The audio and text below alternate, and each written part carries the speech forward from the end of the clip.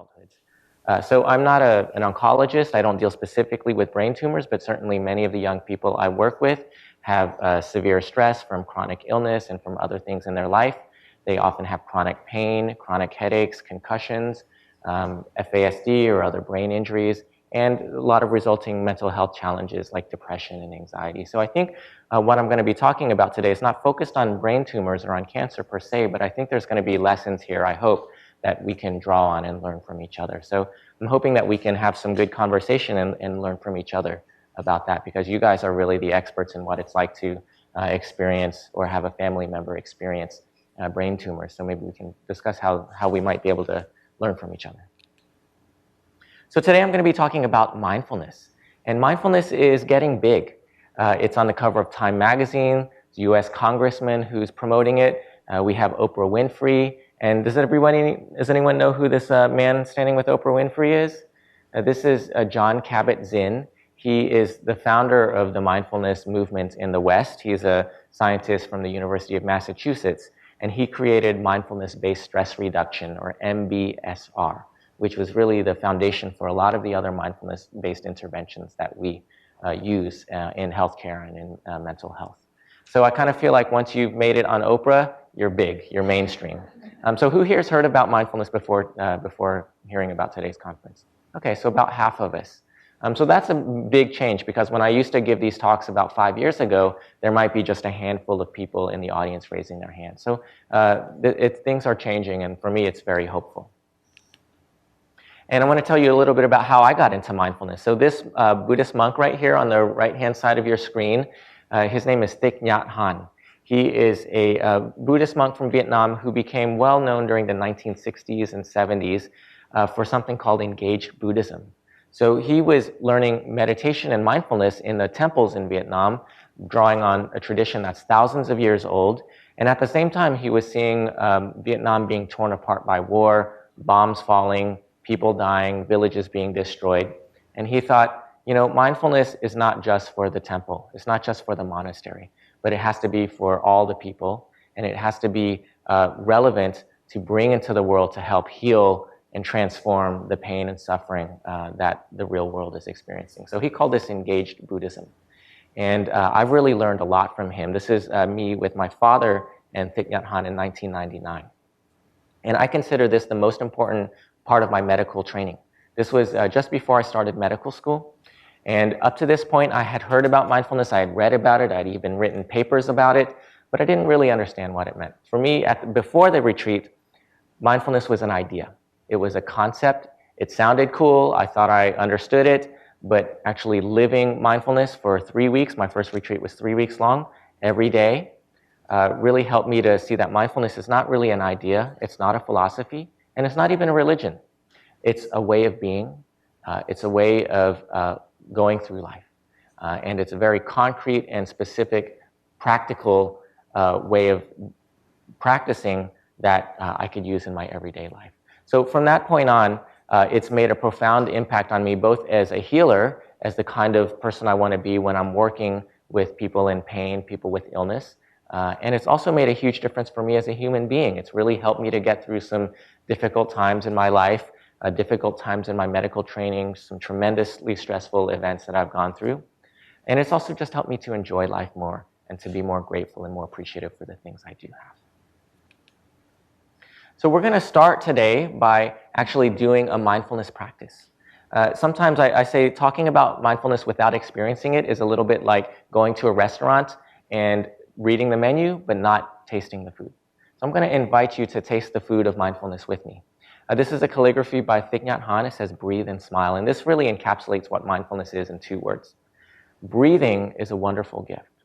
We breathe throughout our day, hundreds of times a day. But how often are you really aware that you're breathing? How often do you really know that you're breathing? Probably only when you're sick, maybe when you're having trouble breathing. You notice, oh, wow, I'm breathing. But when you're breathing normally, you might not appreciate, wow, what a wonderful gift that I have, that I can breathe, that this air is entering my lungs, giving life to my body. And so by bringing our awareness to our breathing, we can bring our mind and body together. Oftentimes our mind is here and our body is here. We're physically sitting here, but our mind is somewhere else. We're thinking about all of the things we have to do. We're thinking about all of the things that have happened in our life in the past. We're not really present. bringing our attention to our breath helps us to be present in the here and now. And then smiling is a very simple practice. And when we say smile, what I do is I actually really bring a very gentle smile to the corner of my lips. And I do this whether I'm feeling good or not, whether it's a happy moment or not. And it's not about faking or trying to force myself to feel happy, but what it is it's a reminder to myself that I can greet every moment and every breath with some compassion, with some lightness, with some joy, with some gratitude, even if it's a difficult moment. So I'm going to invite you all to join me in this practice. So first, find yourself in a comfortable position in your seat with your feet flat on the floor, your body feeling relatively upright but relaxed, hands on your lap, shoulders dropped and relaxed, and your eyes can be open or closed. If you feel comfortable closing your eyes, please give that a try. If you feel more comfortable opening your eyes, just allow them to look down on the ground. And we're going to start with 3 sounds of this bell. The bell is a reminder to come back to the present moment and arrive fully in the here and now.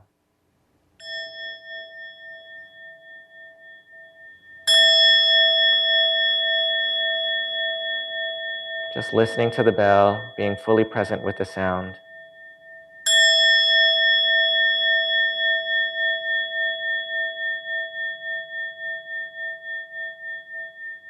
Allowing the sound to fade away. There's nowhere to go, there's nothing to do. Maybe you've had a busy morning or a busy week. Maybe you have a busy weekend ahead of you. Maybe you've been through a lot of difficulties in the past. But right now, none of that matters. For right now, the only thing that matters is this moment. Just being here, just as you are, is good enough. So for right now, as best you can, bring your awareness to your breath, just as it is. There's no need to change your breath or to control it or to force it to be any different. Simply noticing how it feels to breathe is good enough. Noticing your in-breath. Noticing the space between your in-breath and your out-breath. And noticing your out-breath. And just gently riding the waves of your breathing. Breathing in, I know that I'm breathing in. Breathing out, I know that I'm breathing out. In, out.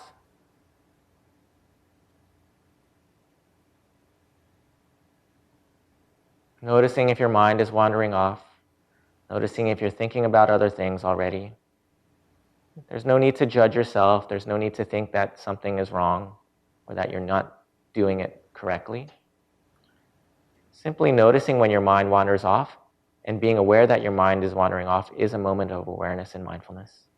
And you can invite your awareness back to the present moment and back to the next breath.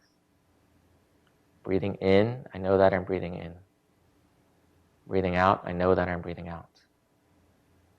In, out.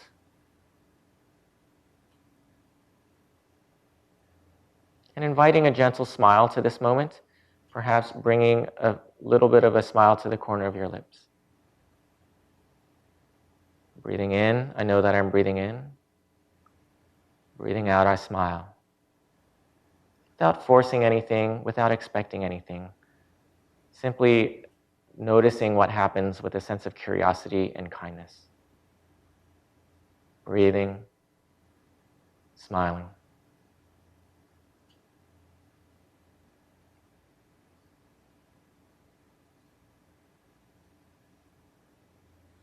And we'll end this meditation with 1 sound of the bell.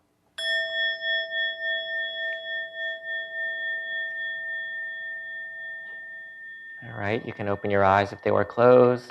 Bring your awareness back to the room. So I want to thank you all for giving that a try. And I'm curious if anyone would like to share, what did you notice? What was it like just to pay attention to the breath? It doesn't have to be something big or life-changing. It could be just, I noticed this about my breath, or I noticed this about my mind. Yeah. It's hard to forget other things that are going on. Mm-hmm. You actually do invite to concentrate. Mm-hmm. Yeah. Mentally, it's hard to do that. Yeah, it sounds, Yeah. It sounds simple, but it's not always easy, right? Just to be present, because our mind has such a tendency to wander off to think about all of the other things that are going on. But when we end up thinking about all of the other things that are happening without being in the present moment, that actually adds to our stress, it adds to our anxiety. And all of us can train ourselves to be more present just by coming back to the breath. But yet you're right, it's not always easy. It does take some training. It does take some practice. But what I've tried to do is not necessarily think of it as work, because for me, work brings up more stress. But I try to practice with a sense of playfulness, a sense of curiosity. So it's not really work, it's just being, even though it's not always easy. Thank you for sharing. Does anyone else want to share what they experienced or what they noticed? Okay. As an adolescent medicine doctor, a lot of what I deal with is what we call adolescent risk behaviors. These are things like smoking, drinking, doing drugs, self-harm, fighting, skipping school. And in medical school, I really learned to think of these things as problems. But as I advanced in my training and I started learning about adolescent medicine, I started really changing the way I think about these things. So this is a figure by Dr. Ken Ginsberg, who's my mentor. And he really taught me to think about risk behaviors in terms of stress and coping. So adolescents feel stress. And we know adolescents feel stress from a lot of sources, especially adolescents who have had difficult health conditions, chronic health issues like brain tumors. And stress doesn't feel good. And adolescents want to help themselves to feel better. The problem is that adolescents don't have the life experience to know how to handle stress in a healthy way. So they often resort to negative coping strategies. These are those easy things to do that I mentioned that make them feel better in the moment. So I don't call them negative because they're ineffective. In fact, if we're honest with adolescents, we have to admit that getting drunk or getting high is going to make them feel better in that moment. But the problem is those negative coping strategies lead to decisions or behaviors that hurt themselves or hurt others. And then what happens is they end up in a more stressful situation, and they got caught in a cycle of stress and discomfort.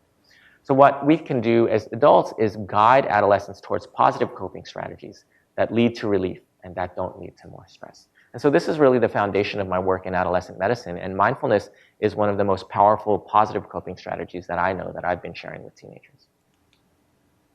And when I work with teenagers, it's healthy to help them understand how their brain works. So I'm going to teach you guys the hand model of the brain, which was created by Dr. Daniel Siegel. This is something that all young people can understand, and children, even grade school. And I'm going to invite you to try this with me. So you hold your hand up, and you imagine that your arm is your body, your hand is your brain, and your palm's facing out, and it's oriented like up, down, top, bottom.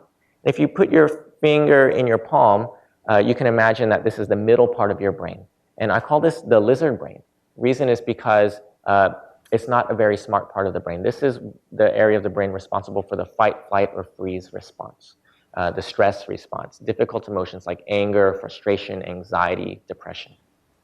And when the lizard brain gets activated, it's looking for threats. Our brain is actually wired to look for threats. It's trying to protect us from threats such as the things that threaten the survival of our ancestors, like being chased by a saber-toothed tiger. Now, if you bring your fingers over, this is the human part of the brain. These two fingers right here are what we call the prefrontal cortex, just behind the forehead here. And this part of the brain is responsible for all of the things that make us human.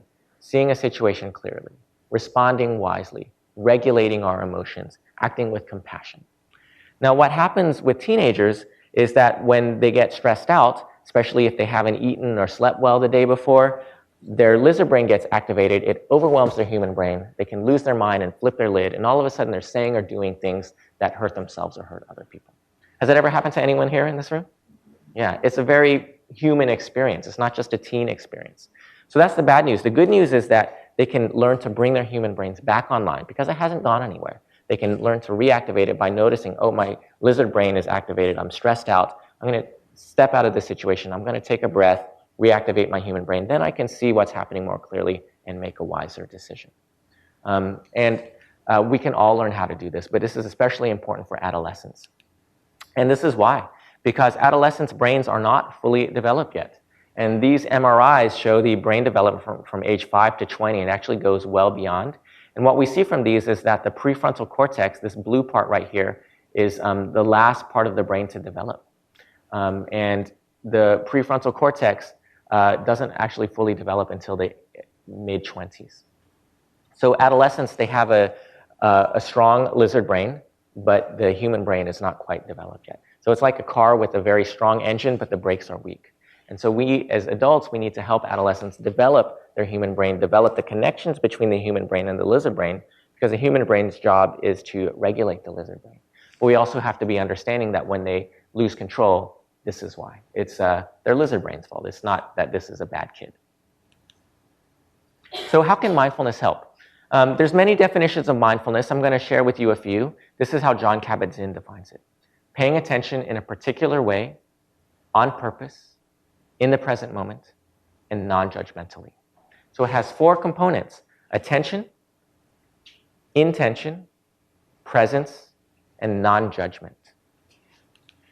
This is another way to think about it. This is the Chinese calligraphy for mindfulness. The first character on the top means presence. The second character means heart. So another way of thinking about mindfulness is presence of the heart, or present-heartedness. So there's an element of open-heartedness, kindness, and compassion that is inherent within mindfulness. And I'll share with you a brief history of mindfulness. So it goes back thousands of years. Jon Kabat-Zinn did not invent mindfulness. It goes back thousands of years to traditions of Buddhism, but it's not just for Buddhists either.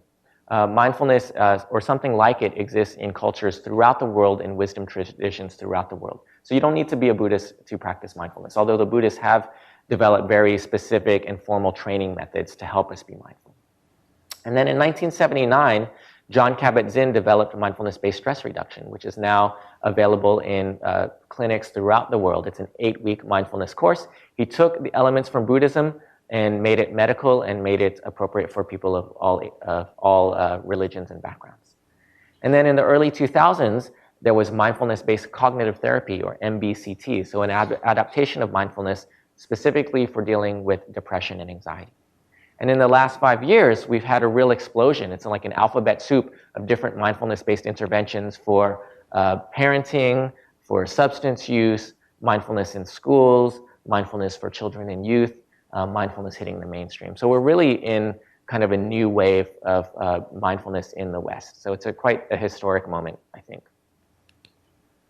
And I want to share with you a little bit about some early work with mindfulness for chronic pain. So I'm going to show you a video. This was done in 1993, shown on public television in the United States, and it shows Jon Kabat-Zinn working with adults who experience chronic pain.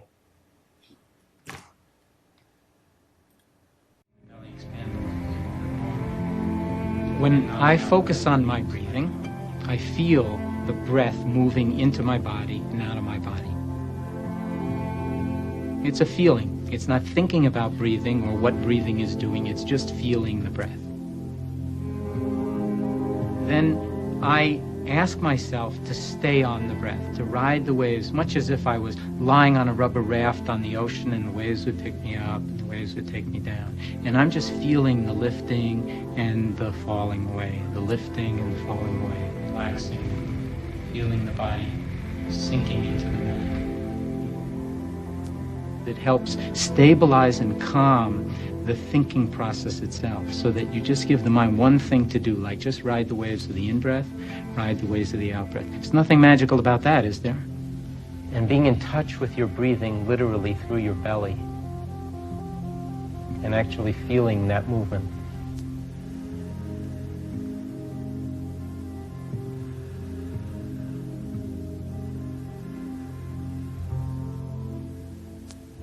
Does this make any sense to you, lying on the floor and concentrating on your toes? Well, yeah, I think it does make a little bit of sense. Because, actually, it's putting my mind in touch with me in ways that I never was before. What was the problem? I have a herniated disc in my back. When did that happen? 3.5 years ago. You've been in pain ever since? Oh, yeah. 24 hours a day, 7 days a week. When I had surgery last year and the neurosurgeon said, whatever problems you have, you should just deal with them. And I felt terrible. I felt like he was just leaving me in the middle, and I felt really guilty and frustrated and angry. And then... Last year, Debbie Orzak underwent surgery to remove bone growth. which was compressing And her that's spinal really cord. a lot. I mean, I fight it all the time. I fight the pain. You spend a great deal of energy fighting it. That's energy that you can use for other things. Were you skeptical when you came to class? Were you optimistic about coming here? Or did you think, oh my God, just another? I was skeptical. I mean, the idea of meditation, it's always been, oh, it works for everybody else. It's not going to work for me. After talking to John, he said something to me that was really meaningful. He said, you want to go from just existing to living. And he said, this program could help you do that.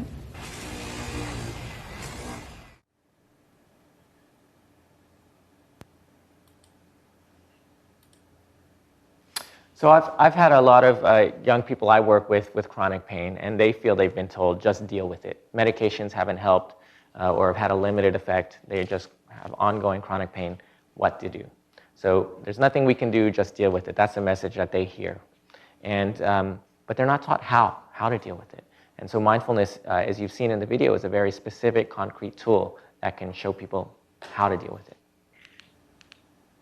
I'm going to share with you a few things that mindfulness is not.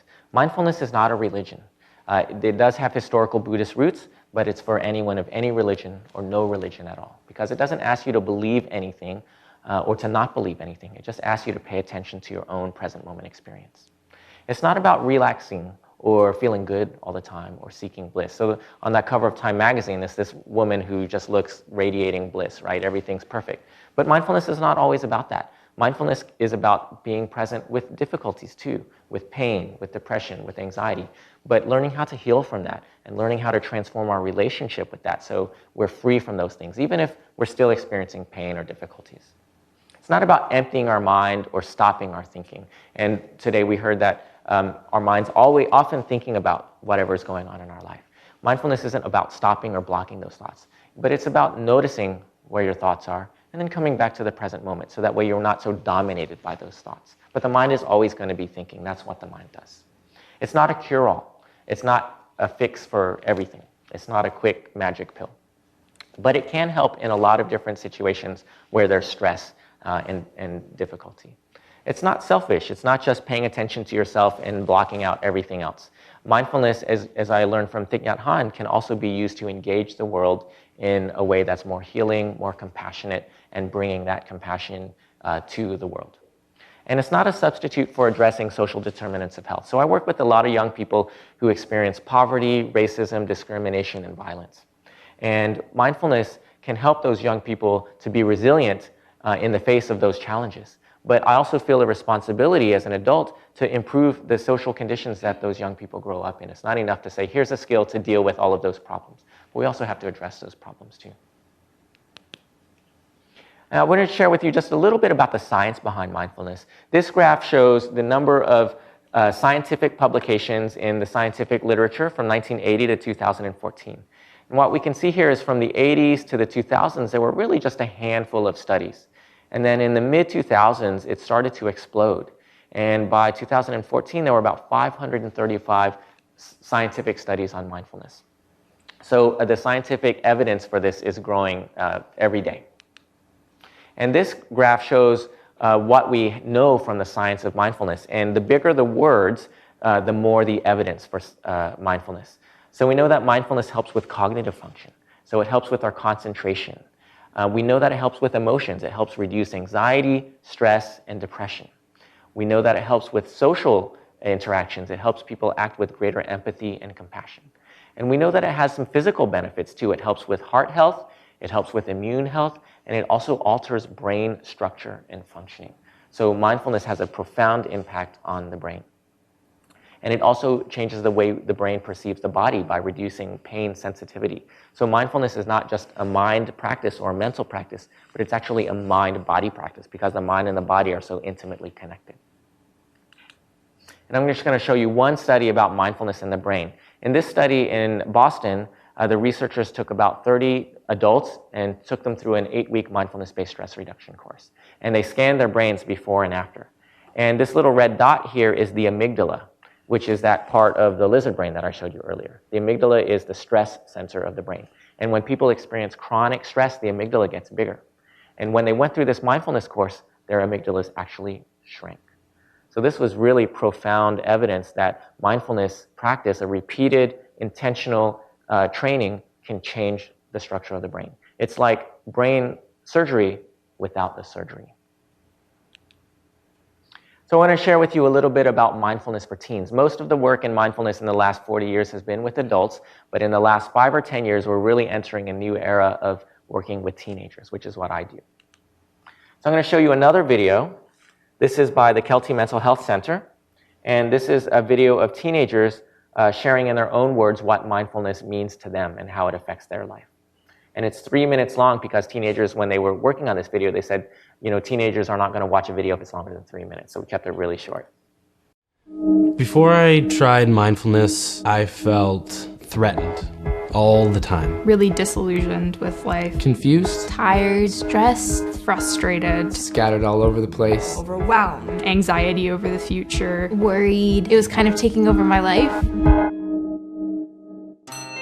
I tried mindfulness because I felt stressed out. I was very concerned with the future and what my day was going to look like tomorrow and everything that was happening. My life was always about what happened in the past and what's going to happen in the future. So by doing mindfulness, I live much more in the now.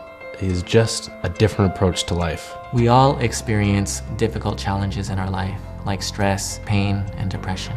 Mindfulness can give us resilience to rise above those challenges and live life more fully. Mindfulness is a particular type of meditation where we bring our awareness to the present moment. We can let go of the past, let go of the future, live life more fully, more joyfully. We all are too busy. I think it's a thing that everybody's just so busy all the time right now. You always have something that you have to do, or you're always going towards a certain goal, and mindfulness is just taking a moment to look at your life without any expectations. Take time for yourself rather than getting carried off in all the daily activities that you have. Mindfulness can be practiced by anyone, no matter what your religion, your age, or your background.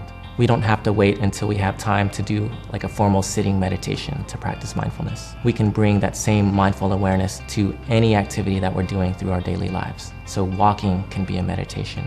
Eating our lunch, brushing our teeth, being creative, painting, writing, or playing music can get us deeply in touch with the present moment.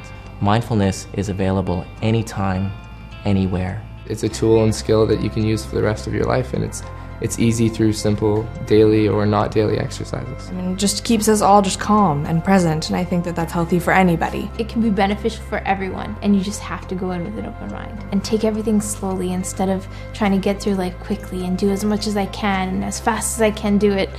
Instead, just enjoy everything you do and maybe look at life from a more positive perspective. So I really invite you all to try it, to experience it, and to see for yourself how mindfulness might be able to affect and transform your own life.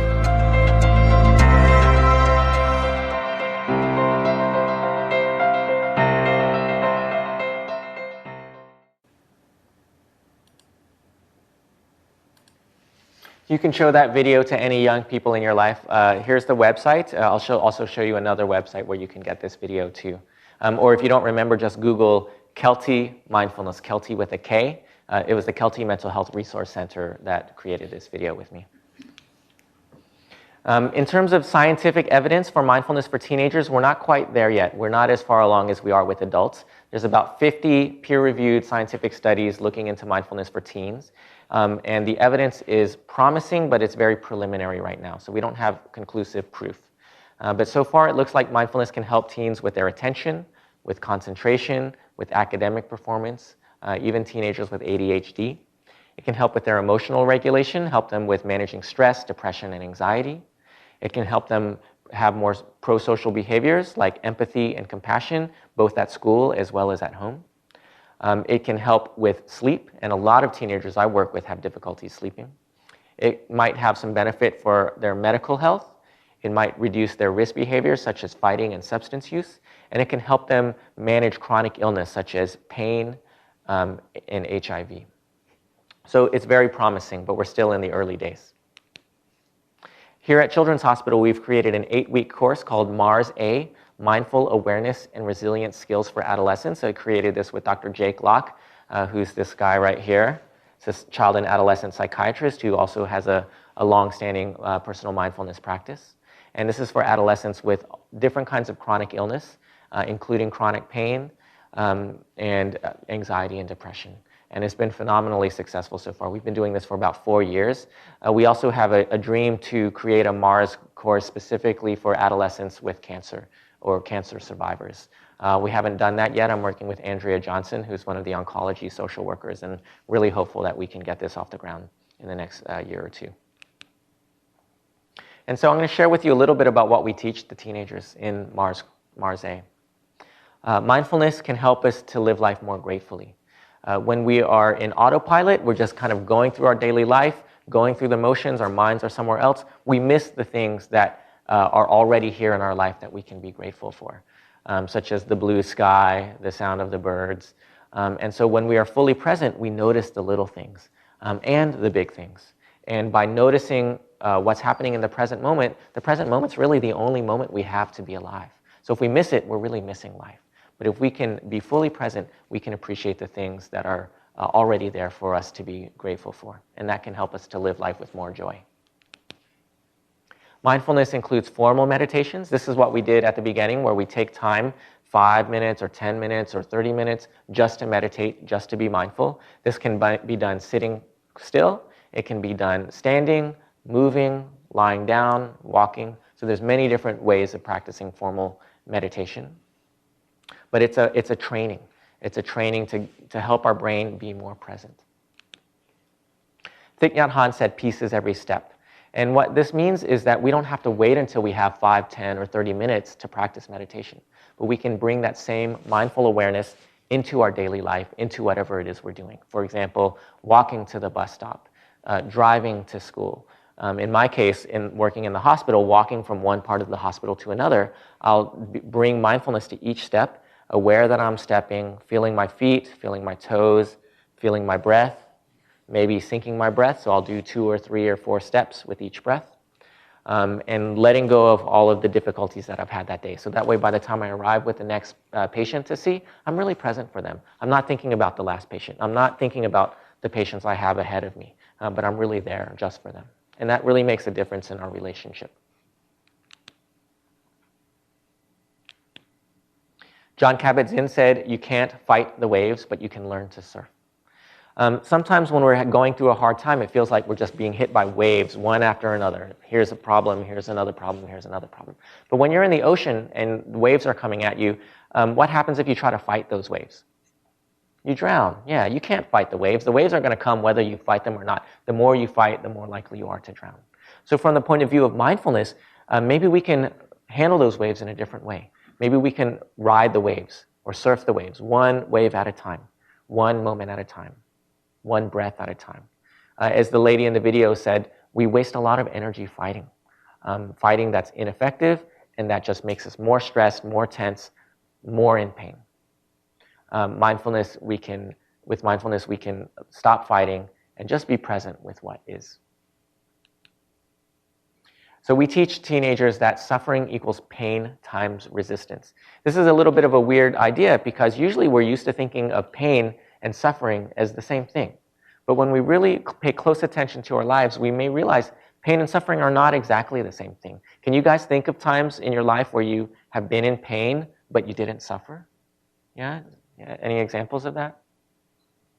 So the example that comes to my mind is when I was working with a mother of a teenager, and she said, I asked her this exact question, and she said, when I gave birth to my daughter, I was in pain, a lot of pain. Childbirth is painful, as anyone who here in this room is a mother would know. But I didn't suffer. In fact, it was one of the most joyful moments of my life. And so I said, that's really interesting. Tell me more about that. Tell me how you could be in pain but not suffer. And she said, well, the pain was there, but I breathed with the pain and I embraced it. And I told her, wow, that's a great definition of mindfulness, breathing and embracing. Like, I haven't heard a better definition of mindfulness. How did you learn that? And she said, well, the doctor who was delivering the baby taught me how to breathe and embrace as those waves of pain came. And it turned out later we learned that that doctor, her name is Dr. Adrienne Ross, and she was teaching mindfulness, and now she's a very well-known mindfulness teacher. And at that time, she was teaching mindfulness in her medical practice, but without calling it mindfulness, without calling it meditation. So that was a big lesson for me. How can we let go of some of our resistance, some of our fighting, in order to reduce the suffering that pain causes? Because sometimes pain is going to happen. Pain is inevitable, especially when you're dealing with something like cancer, right? But to some extent, suffering might be optional, and maybe we can work more skillfully with our pain so we suffer less. Mindfulness is also about taking care of our emotions. So just as we practice breathing and smiling earlier, we can do the same thing with our emotions. Mindfulness is about recognizing our emotions, being aware of it, and then taking care of it with kindness and self-compassion. So we don't suppress them. We don't pretend, no, I'm not depressed. No, I'm not angry. No, I'm not anxious. We actually admit that we are, and we pay attention to it, and we welcome it, holding our own pain like we would hold our own baby that's crying. And then we can just practice breathing in. I'm aware of this pain or this depression or this worry. Breathing out, I smile to this worry. And by staying present with it, instead of turning away or fighting or denying it, by staying present with it, we can actually start to learn how to soothe ourselves and to bring comfort to our own experience. Doesn't make the pain go away, but it changes our relationship with our pain, and it facilitates the healing that we all have the natural capacity to do. Mindfulness can be really helpful in the family too. Taking out Han said, in a family, if there's one person who practices mindfulness, the entire family will be more mindful. And in all of his retreats that he leads, there's always families, there's always kids, there's always parents. One thing that I've noticed in my life is that stress and pain are contagious. Well, if you walk into a room and everyone is stressed or tense, how does that make you feel? You feel stressed and tense right away. In fact, the brain is actually hardwired to do that. And at the same time, if you walk into a room and everyone is relaxed and happy and at peace, you're going to feel that too. And so the same thing can happen in a family. Mindfulness can be contagious, and one person can practice that mindfulness, and they don't have to preach it and tell their other family members, hey, you need to meditate. They can simply embody that, and that will benefit the whole family. And I've had a lot of teenagers in my life, in our practice, who after a few weeks of learning mindfulness in our group, they come back and they say, you know, my parents have noticed a difference, and now they really want to learn it. Where can my mom learn mindfulness too? So it can really make a big difference. It's contagious in a good way. So I'm going to show you one more video. This is a video of young people. You know, a lot of people in mindfulness, they used to think it's only for adults. Teenagers can't get it. They're not mature enough. But my experience has been the exact opposite. Teenagers really get it. And then, well, what about little kids? Well, little kids can get it too if we teach it to them the right way. So this is a video of 5-year-old kids sharing how mindfulness helps them.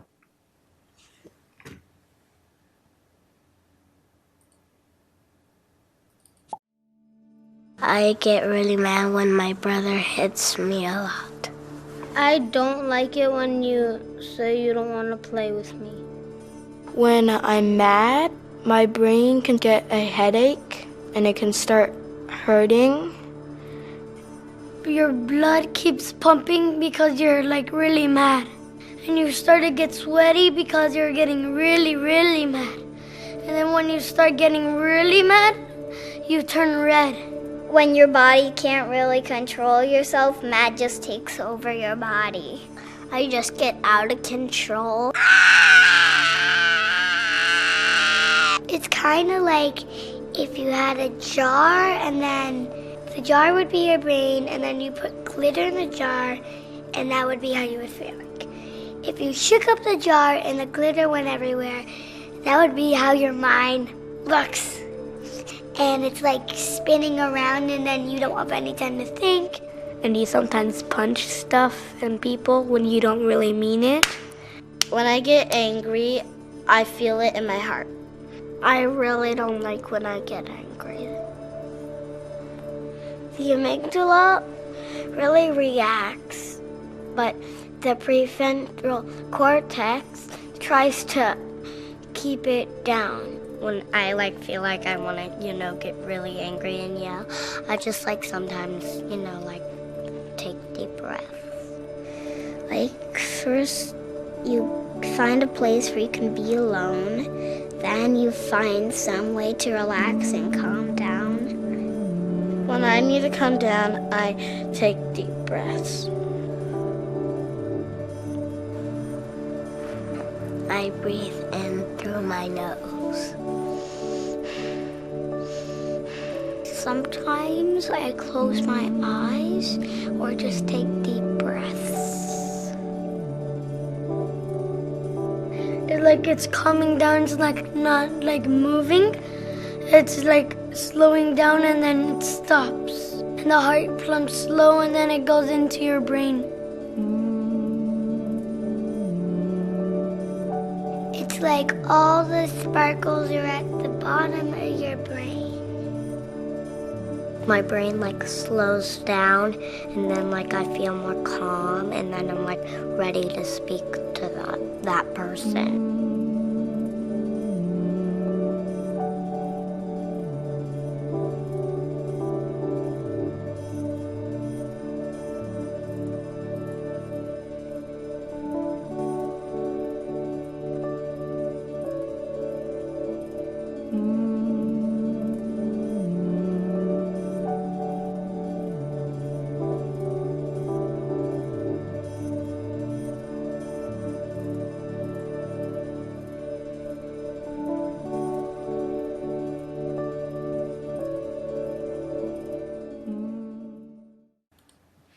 Pretty beautiful, wasn't it?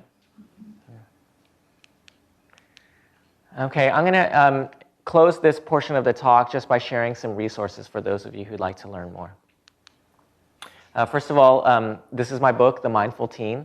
I wrote it, it just came out in April, and it's based on the curriculum of Mars A. And it's written directly to a teen audience. So it's one of the very first books written directly to teens in teen-friendly language. And in secular language, so it's non-religious. It's appropriate for teens of any culture, religion, or background. It can be used in healthcare settings, and it can be used in schools. I have a few copies here for sale. If anyone would like to speak with me afterwards, they're $20. I can only accept cash. It's also available on Amazon. It's available at local bookstores, Odin Books, Banyan Books, and other places around. So it's definitely out there. And I would be delighted if you have teenagers in your life you want to share this book with. One of the things I like most about the book is the youth voices. So you guys saw in the video how teenagers were talking about mindfulness in their own words. And I found in our groups, it's most powerful when teens share mindfulness in their own words and their own experience, rather than me as an adult suggesting you should use mindfulness in this situation or that situation. And so in the book, we use a lot of youth voices with teens telling in their own words how they use mindfulness when they're having trouble at school, when they're having trouble at home, when they're having trouble on the soccer field or in the dance studio. Really, teens sharing in their own words, sharing their own wisdom with each other. I also have a website, mindfulnessforteens.com. It's a free resource. It has videos, including the youth voices video that I showed you earlier. It's got excerpts from the book, and it also has mindfulness guided meditations. So just as I guided you through a meditation at the beginning, there's meditations here that you can download. They're MP3 format. You can put them on your phone, play them on your computer, wear them on the bus. And I definitely have a lot of teenagers I work with. They say they listen to these on the bus to school, and they just use the bus ride as an opportunity to meditate. Here's a few kind of classic books. Full Catastrophe Living by Jon Kabat-Zinn. It's about this thick, but it's really the classic in bringing mindfulness to dealing with chronic health conditions. And it's based on mindfulness-based stress reduction. The Mindful Way Through Depression focuses on mindfulness for depression specifically. Mindfulness-based stress reduction workbook is basically the MBSR course in a book about this thick. So those of you who want to kind of learn about MBSR and take it yourself, this book is a great guide. And then Jon Kabat-Zinn's book, Mindfulness for Beginners, is a nice intro for anyone who's just kind of curious about checking out what is this all about. And then there's a few resources for kids and teens. Mindfulness for Teen Anxiety is one of the other books written directly to teenagers, written by Chris Willard, who's a good friend of mine. He also created this deck of cards called Growing Mindful, which is just a card deck, and each card has very short practices. So it's good for if you're on a long car ride, kids are getting cranky. Hey, let's everyone pick a card out of this deck and see what the practice is, and maybe we can practice together. Everyday Blessings is a book about parenting, because we know that when parents are mindful, they help their kids to be more present, more calm, more grounded, and regulate their emotions. And then another really wonderful parenting book I like is Raising Kids to Thrive, which is by Dr. Ken Ginsberg. And this really gets at how parents are often struggle between, on the one hand, needing to guide their kids, but on the other hand, needing to let their kids develop their own independence and explore and figure things out and even make mistakes. And how can we balance those things together? So we're going to end with this meditation. It's called the stopping meditation. And stopping stands for stop, take 3 breaths, observe, and proceed. And this is a very simple meditation that, that can be done pretty much anywhere, anytime. We're going to start with the sound of the bell. Stopping what we're doing or what we're about to do. Taking 3 mindful breaths, breathing in, out, in, out, in, out. Observing what's happening right now in our mind and in our body without needing to change it, without judging it, without resisting. And P for proceeding, carrying on with our morning together. And closing with a mindful poem. And this is how I end our mindfulness groups at the hospital. So listening to poetry can be an active listening meditation. There's no need to judge or analyze with your intellectual brain, but simply stay open and present and allow the words to sink into you. Our true heritage. The cosmos is filled with precious gems. I want to offer a handful of them to you this morning. Each moment you are alive is a gem, shining through and containing earth and sky, water and clouds. It needs you to breathe gently for the miracles to be displayed. Suddenly you hear the birds singing, the pines chanting, see the flowers blooming, the blue sky, the white clouds, the smile and the marvelous look of your beloved. You, the richest person on earth, who have been going around begging for a living, stop being the destitute child. Come back and claim your heritage. We should enjoy our happiness and offer it to everyone. Cherish this very moment. Let go of the stream of distress and embrace life fully in your arms.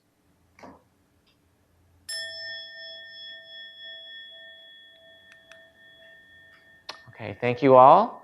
You can stay in touch with me on my website. I'm also on Facebook and Twitter. And I think we have maybe 10 minutes or so for some discussion.